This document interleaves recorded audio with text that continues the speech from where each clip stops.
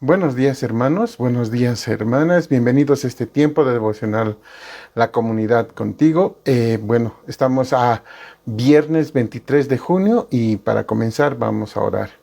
Padre Dios bendito, en el nombre del Señor Jesús, Padre, queremos rogarte que nos ayudes, Señor, en este tiempo de meditación, de reflexión en tu palabra, Padre. Gracias por dejarnos tus escrituras, Señor, gracias por alentarnos, desafiarnos por medio de ellas, Padre.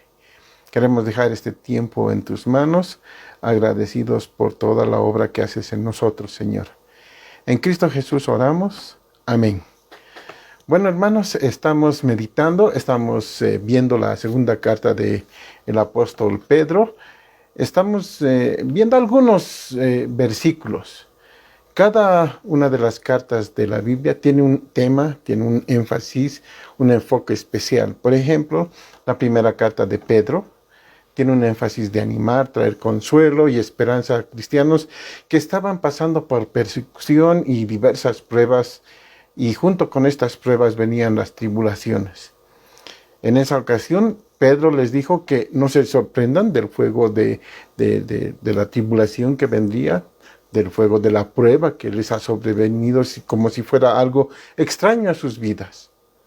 Así que en esa primera carta el énfasis era alrededor de las pruebas, que tengan confianza en el Señor, que el creyente debe depositar toda su confianza en Dios, ya que Él nos dice que somos peregrinos en esta tierra, que estamos de paso, que no es el lugar donde vamos a residir, que nos espera algo mejor. Y nos dice que esto debe ser la confianza esa que nos lleva a mirar al Señor constantemente. Pero ya en la segunda carta, esta carta fue escrita varios años después de la primera, y también podemos saber que estaba cerca la ejecución de Pedro, estaba ya cerca a su muerte. Entonces Pedro, según la tradición, sería torturado, sería crucificado. Él no se sentía digno de ser crucificado y de morir como su maestro, como su Señor, y pide que le crucifiquen de cabeza. Entonces, hermanos, esta carta, que está cerca de la muerte de Pedro, tiene como énfasis advertirles sobre algo que él consideraba importante. Pedro va a hablar de cosas sumamente especiales, esenciales. Y Pedro considera importante advertirles sobre los falsos profetas, sobre los falsos maestros, mejor dicho, sobre las falsas doctrinas.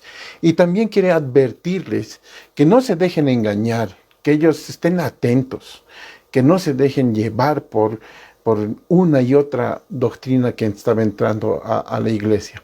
Y él les dice, hay un antídoto, ¿no? Y el antídoto que presenta Pedro a los hermanos de la iglesia es que él muestra el antídoto como el conocimiento de Dios, del Dios verdadero, el conocimiento de la palabra de Dios. Ese es el mejor antídoto contra los falsos maestros y las falsas enseñanzas, el conocimiento del Señor Jesús.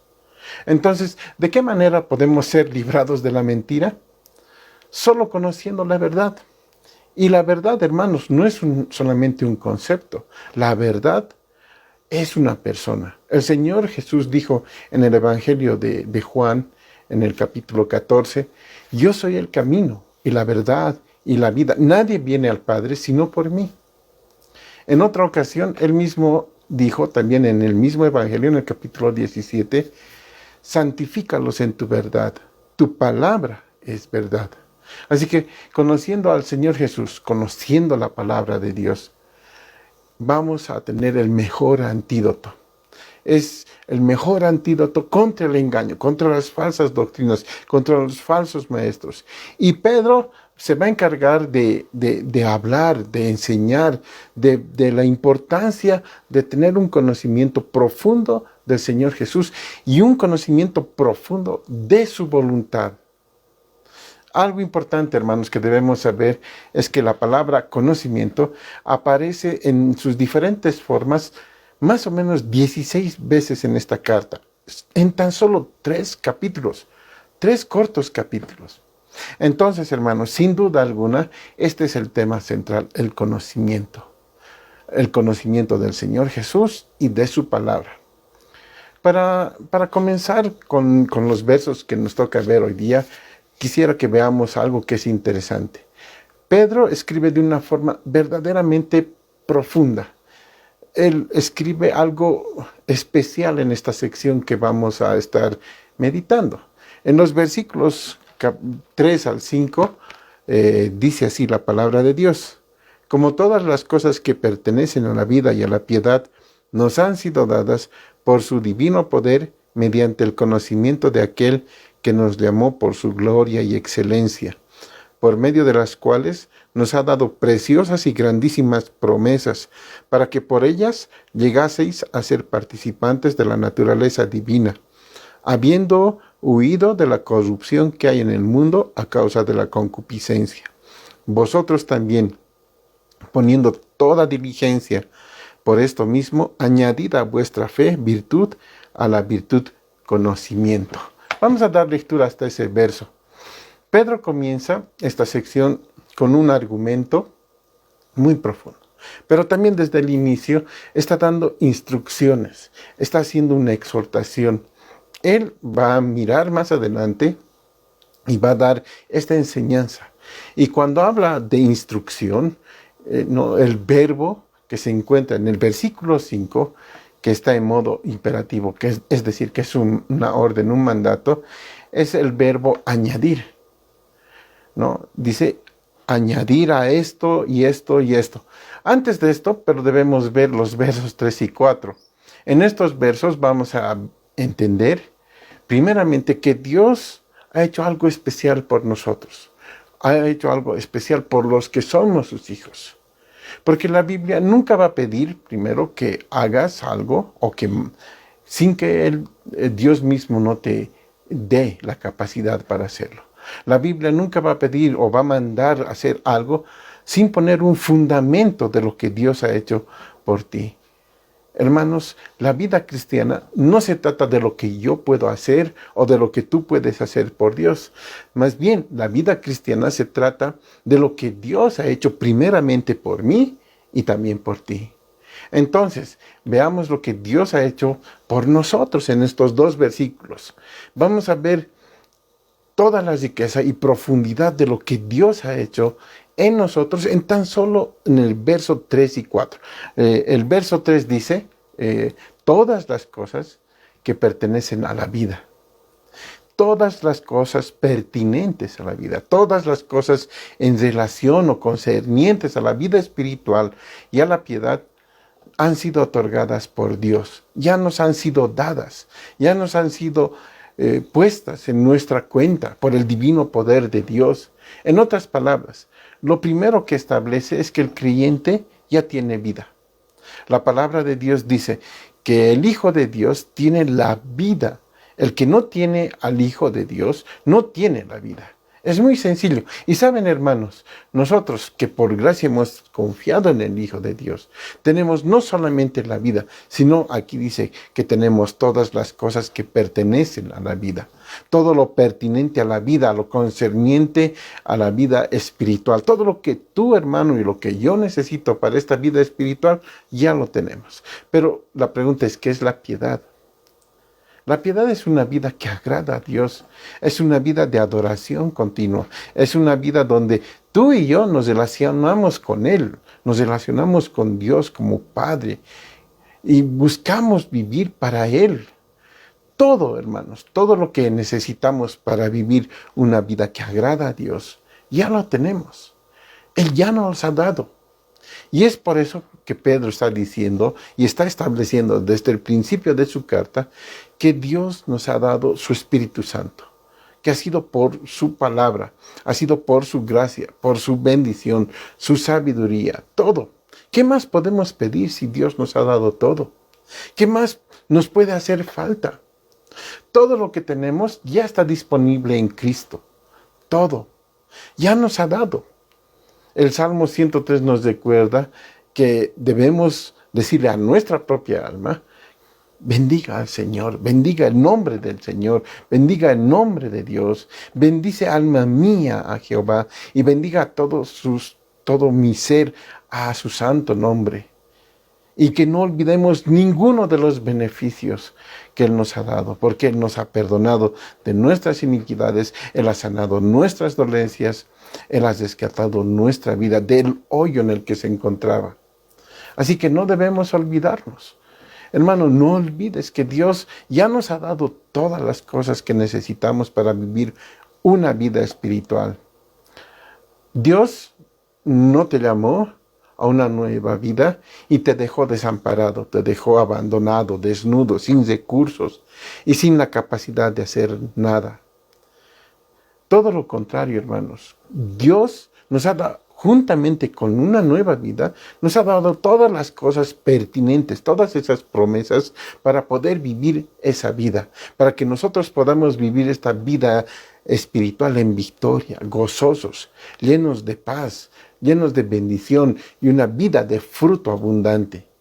Hermano, tienes todo lo que necesitas para poder vivir y agradarle a Dios. ¿Cómo lo logramos? ¿Cómo lo podemos hacer? Porque Él es poderoso, porque Él tiene su divino poder. Y ese poder nos ha dado todas esas promesas. La verdad es que el poder y la capacidad de Dios tiene que operar en nuestras vidas. Tiene que operar en tu vida y en la mía. ¿Saben? Es extraordinario, es enorme.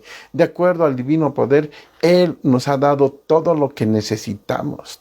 Todo para vivir esta vida y agradarle a Él. Y la pregunta es, ¿cómo lo hace? ¿Cómo es que nos ha dado todas las promesas? La respuesta es que Él nos ha dado todo mediante el conocimiento de aquel que nos llamó por su gloria y excelencia. Aquel que te llamó, aquel que me llamó, no es ningún hombre, por si acaso, hermanos. No es un amigo, no es un familiar. Pero debemos tener mucho cuidado, porque Dios usa gente para hablar a nuestras vidas. Pero al final de todo, el llamado no lo hace ninguna persona. No estamos aquí, hermanos, no somos parte de la iglesia, no estamos en Cristo por el llamado de hombres, sino más bien estamos en la iglesia, estamos siendo hijos de Dios por aquel que nos ha llamado. Y ese que nos ha llamado es glorioso y excelente. ¿Quién nos ha llamado? El mismo Señor Jesucristo. Dios mismo nos ha llamado. Y hay muchos versículos que podríamos ver que amplían esta magnífica verdad. La verdad que Dios nos ha llamado. Y ha llamado a gente débil, a lo vil, a lo menospreciado del mundo. Él ha escogido esto. Lo menospreciado del mundo llamó Dios para avergonzar a los sabios. En el Evangelio de Juan, en el capítulo 15, el Señor Jesús nos habla de cómo nosotros no fuimos quien lo elegimos a Él, sino más bien que Él nos eligió a nosotros. Él dice, no me elegisteis vosotros a mí, sino que yo los elegí a vosotros. Y os he puesto para que vayáis y llevéis fruto, y que ese fruto permanezca. Romanos 8:28 dice, y sabemos que a los que aman a Dios, todas las cosas le ayudan a bien. Esto es a los que conforme a su propósito son llamados. En 1 Pedro 5:10 nos dice, mas el Dios de toda gracia, que nos llamó a su gloria eterna en Jesucristo, Él mismo nos va a perfeccionar, Él mismo nos va a afirmar, Él mismo nos va a fortalecer y nos va a establecer. Ahora sí, Dios nos llamó. Esa es la verdad. Pero una pregunta, ¿por qué nos llamó? Hermanos, no nos llamó por nuestra capacidad. No nos llamó porque fuéramos buenos o por nuestras habilidades y nuestras destrezas. No es así, hermanos. Más bien Él nos llamó por su gloria y excelencia. Nos llamó porque Él es glorioso, porque Él es Señor. Él nos llamó, sí, a lo vil, a lo menospreciado, con el propósito de avergonzar a los sabios, para utilizar aquello que no es ni glorioso ni excelente, y así el poder mostrar su gloria. Una obra tremenda, una obra excelente, con instrumentos incapaces. Y saben, Eso es lo que muestra, eso es lo que nos hace ver que nuestro Dios es glorioso. Porque realmente hacer una obra de arte con instrumentos indignos, con instrumentos inútiles, eso es glorioso. Y eso es lo que hace nuestro Dios, algo de excelencia. Está cambiando nuestras vidas, está haciendo algo continuamente en cada uno de nosotros para que le podamos agradar. Hermanos, entonces es mediante el conocimiento de aquel que nos llamó por su gloria y excelencia que podemos estar de pie delante de Dios. Y no termina esto. Nos dice que nos da más beneficios, que tú y yo como hijos de Dios tenemos muchos más beneficios. En el verso 4 dice, por medio de las cuales nos ha dado preciosas y grandísimas promesas, para que por ellas llegaseis a ser participantes de la naturaleza divina, habiendo huido de la corrupción que hay en el mundo a causa de las concupiscencias. Entonces, por medio de esas cosas que le pertenecen a la vida y a la piedad, por todas esas cosas que nos han sido dadas por medio de Él, nosotros podemos obtener esas promesas grandísimas y promesas excelentes. No dice solamente promesas, no dice lindas promesas o excelentes promesas, no dice. ¿Cómo las describe Pedro? Pedro las describe como enormes, grandísimas promesas. Dios ha prometido cosas realmente que no podemos llegar a entender cabalmente, cosas increíbles, cosas tremendas. Por ejemplo, hermanos, solamente unos ejemplos. Él ha prometido no acordarse más de nuestros pecados y de nuestras iniquidades. Cuando Dios nos perdona, arroja nuestros pecados al fondo del mar. No hay forma de traerlos nuevamente al presente. No hay manera que Dios los recuerde. Isaías dice que Él es el que borra nuestras rebeliones por amor de sí mismo. Y Él dice, no me acordaré más de tus pecados. Hermanos, Dios ha prometido el perdón completo, el perdón permanente y eterno de nuestros pecados.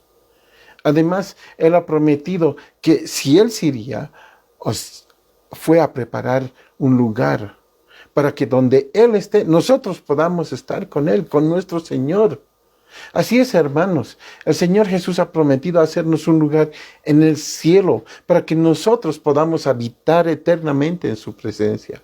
Él ha prometido estar con nosotros todos los días hasta el fin del mundo por medio de la presencia del Espíritu Santo en cada uno de nosotros. Pero también Él ha prometido en Primera de Juan que Él nos daría vida eterna. El Señor ha prometido esa buena obra. Y ha prometido que cuando Él comienza esa buena obra, Él la va a llegar a perfeccionar. Él ha prometido que nada ni nadie nos puede separar del amor de Dios que es en Cristo Jesús. Hermanos, no solamente son promesas, sino son excelentes, preciosas, grandísimas promesas. Porque no solamente son para una etapa de nuestra vida.